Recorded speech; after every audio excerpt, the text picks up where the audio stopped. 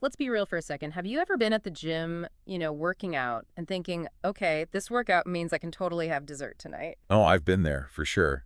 We've all done that mental calorie math. Right. But what if I told you our bodies might be playing tricks on us, like sneakily holding on to those calories we're trying to burn? Holding on to calories, what do you mean? Well, get this. There's some fascinating research out there suggesting our bodies might burn up to 25% fewer calories during exercise than we think. Wow, 25%, that's huge. Are you serious? Totally. And we're diving deep into that today.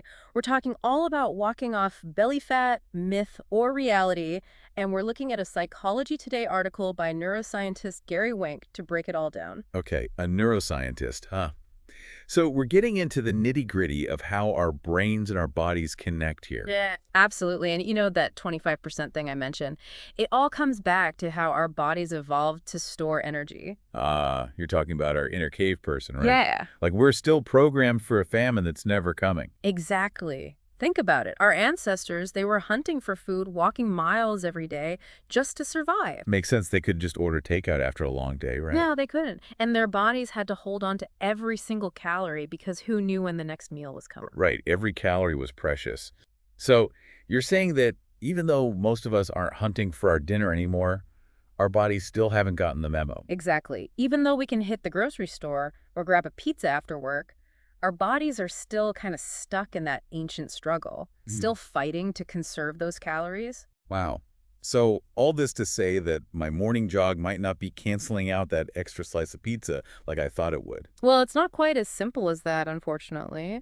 Our bodies are incredibly efficient at conserving energy, even when we try to outsmart them. So where do we even go from here? How do we work with our bodies, not against them? Well, that's the million-dollar question. And honestly, understanding this discrepancy, this whole 25% thing, that's a huge first step. Okay, I'm listening. I want to hear more about this. Think about it this way. What if you could just effortlessly reduce your calorie intake by 25% every single day, just like that? Okay, yeah, that would be amazing.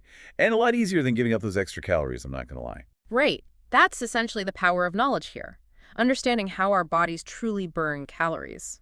Okay, so our bodies are kind of stuck in the Stone Age when it comes to burning calories. But what about all the people we see losing weight through exercise? How does that fit in? Well, it's interesting. Even some big names in the fitness world are starting to change their tune about how important exercise is for weight loss. Really? Like who? Give me an example. Okay, well, remember Bob Harper? Bob Harper, the trainer from The Biggest Loser. Yeah, super intense guy. Yeah, that's him. But after years of working with people struggling with severe obesity, he started to realize something really interesting. What? That burpees aren't the answer? Well, not exactly. He realized that even with all the intense workouts he put his clients through, they weren't seeing a real difference on the scale unless they changed their eating habits too. You mean diet is actually more important than exercise when it comes to losing weight?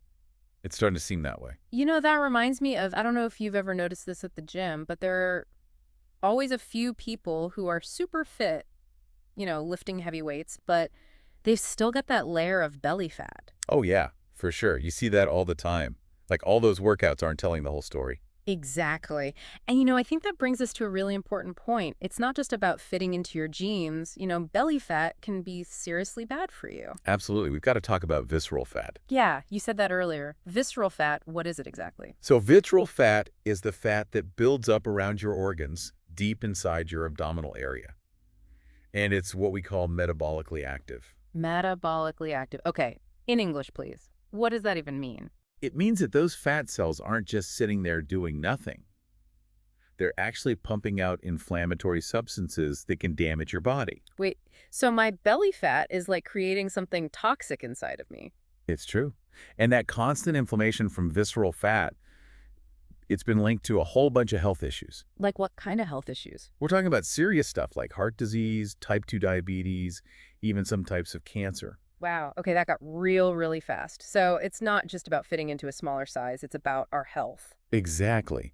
And here's another thing that's pretty interesting. When researchers looked at what's more effective at reducing that dangerous inflammation and helping people lose weight, Mm. they found something pretty surprising. What's that? Spill the tea. Turns out, paying close attention to your diet is more effective than exercise. So if I'm hearing you right, hitting the gym 5 days a week might not be the magic solution for belly fat.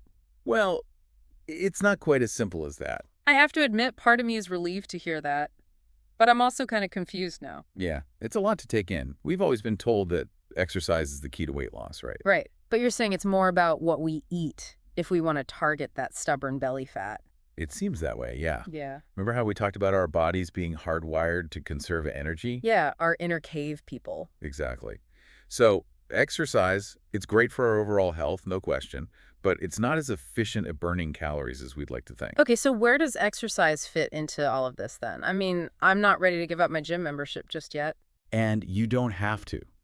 Remember, we're talking about belly fat specifically here. Mm. And this whole deep dive has been about looking at exercise and weight loss in a different light. Right, right. Okay, so what about those other benefits of exercise then? I mean, it can't just be about calories, right? Exactly. Yeah. Think about how you feel after a good workout. Oh, I love that feeling, like I could conquer the world. Exactly. Your mood is better, you sleep better, you just have more energy overall. Exercise, it's like a miracle drug for our minds and bodies. No kidding. It's not just about how my clothes fit, it's about how I feel. Exactly. And we can't forget about all the long-term benefits, right? Like what? Stronger bones, lower risk of heart disease, diabetes, you name it.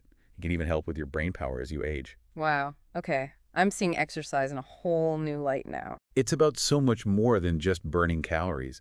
It's about celebrating what our bodies can do. You know, it's about feeling good and taking care of ourselves for the long haul. I love that. So, to wrap things up for our listeners today, it seems like we need a bit of a perspective shift when it comes to exercise. I agree. It's not just about erasing that extra slice of pizza, it's about so much more. It's about feeling good, improving our health, and appreciating these amazing bodies we've got. Couldn't have said it better myself.